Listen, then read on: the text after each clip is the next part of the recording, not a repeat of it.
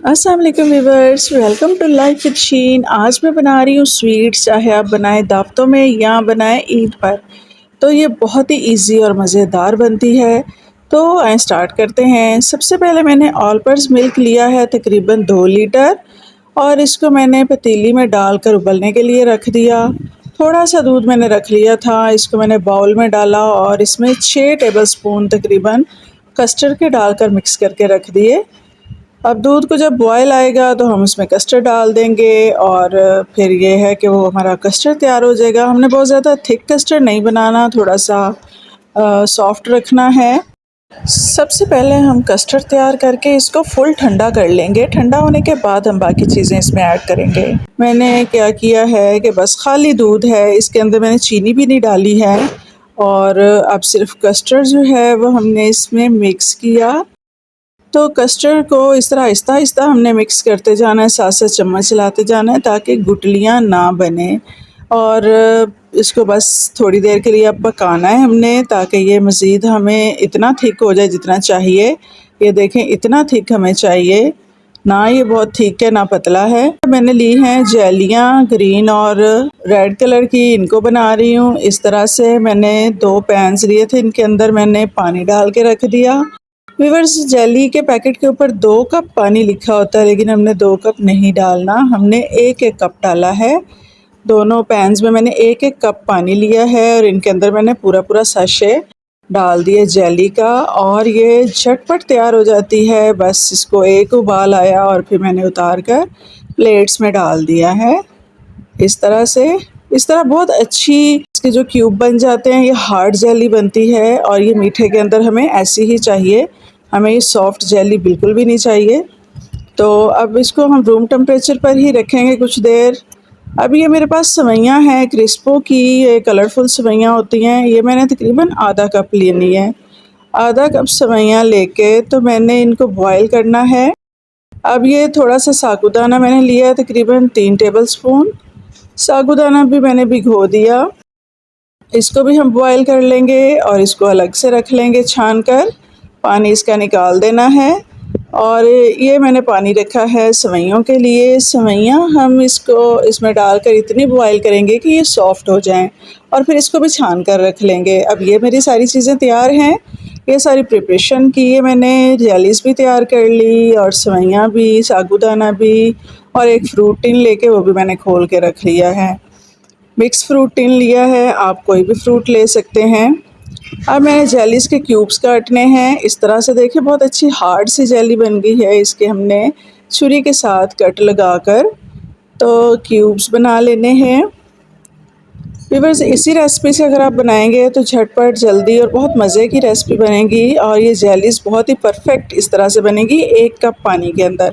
یہ دیکھیں بہت ہی اچھے کرسٹل کیوبز بن گئے ہیں، اور ان کو میں نے تیار کر کے بس سائڈ پہ رکھتے جانا ہے۔ ساری چیزیں ہماری کمپلیٹ ہونی چاہیے تاکہ ہم پھر آرام سے سب کی مکسنگ کر سکیں۔ اور سویٹ کے لیے میں نے، یعنی میٹھے کے لیے میں نے چینی استعمال نہیں کی، کنڈینس ملک استعمال کرنا ہے، تو وہ میں نے پہلے نہیں ڈالا کسٹرڈ کے اندر۔ اب یہ دیکھیں سوئیاں بھی ہماری تیار ہو چکی ہوئی ہیں، اور یہ ہمارا سابودانہ میں نے چھان کے پانی نکال کر تو یہ رکھ دیا ہے، اور یہ ہے کہ ہمارا مکس فروٹ، تو یہ ٹین میں ملتا ہے، میں نے اس میں سے نکال کے تو رکھ دیا۔ اب یہ کسٹرڈ جو میں نے بنایا تھا، اس کو ٹھنڈا کرنے کے بعد یہ دیکھیں اس طرح سے وسکر کے ساتھ میں نے اچھی طرح سے اس کو مکس کر لیا۔ اب میں ایک باؤل میں نکال رہی ہوں، اس کے اندر میں نے سارا کچھ مکس کرنا ہے۔ تو کسٹرڈ ہم نے اس میں نکال لیا۔ کسٹرڈ میں نے روم ٹمپریچر پہ ٹھنڈا کرنے کے بعد فریج میں فل ٹھنڈا کر لیا ہے۔ اب یہ بالکل ریڈی ہے۔ کسٹرڈ اس میں نکالنے کے بعد اب ہم اس میں کنڈینس ملک ایڈ کریں گے۔ یہ کنڈینس ملک کا ایک ڈبہ میں نے لے لیا تھا۔ ویورز، چینی میں نے بالکل نہیں ڈالی، تو اس وجہ سے اب کنڈینس ملک ہم نے اتنا ڈالنا ہے کہ جو اس کو سویٹ کر دے، جتنا آپ کو میٹھا ریکوائر ہے اتنا آپ کنڈینس ملک ڈال لیں، یعنی اس کو مکس کرتے جائیں اور پھر چکھ لیں۔ میں نے بھی اس کو ایک دفعہ سارا مکس کر کے ہاف میں نے ٹن ڈال دیا تھا اور پھر چیک کیا، تو میٹھا میں نے اپنے ٹیسٹ کے مطابق اس میں اور ایڈ کر لیا۔ آپ بھی جتنا چاہیں، کم کھاتے ہیں کم ڈال لیں، زیادہ کھاتے ہیں زیادہ ڈال لیں، اور یہ بہت ہی مزیدار لگتا ہے۔ چینی کی نسبت کنڈینس ملک سے اس کا فلیور بہت ہی زبردست ہو جاتا ہے۔ یہ میں نے تھوڑا سا اور ڈال دیا ہے۔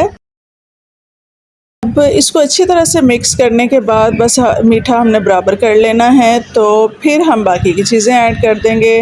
اب سب سے پہلے میں نے اس میں سوئیاں ایڈ کرنی ہیں۔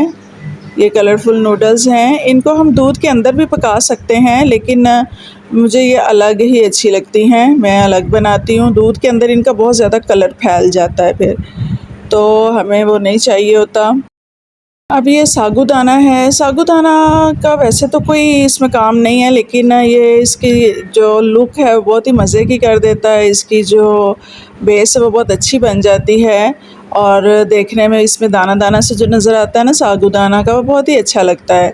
تو یہ اب ہم نے ڈال دی اس میں اپنی جیلیز میں نے تھوڑی تھوڑی سی بچا کر سائڈ پہ رکھ لی ہیں تاکہ اوپر سے گارنشنگ کر سکیں۔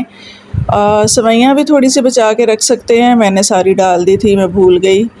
تو اب یہ فروٹ بھی میں نے تھوڑا سا بچا کے رکھ لیا تھا، یہ بھی ہم نے ایڈ کر دیا اس میں۔ اب یہ ساری چیزیں ہماری صرف مکس ہونی ہیں، تو اس کو ہم مکس کریں گے اسپیچولا کے ساتھ۔ اب آپ اس میں مٹھائی بھی ڈال سکتے ہیں، اور اس میں تازہ فروٹ بھی ڈال سکتے ہیں، جیسے کہ گریپس اور بنانا اس میں بہت اچھے لگتے ہیں۔ تو اگر آپ چاہیں تو اس میں کچھ بھی ایڈ کر سکتے ہیں، مٹھائیاں جیسے گلاب جامن، رس گلے وغیرہ لوگ ڈالتے ہیں، تو ہم لوگ نہیں وہ اتنا پسند کرتے، تو اس وجہ سے میں نے اپنی پسند کے حساب سے بنائی ہے۔ ہم صرف یہی چیزیں ڈالتے ہیں۔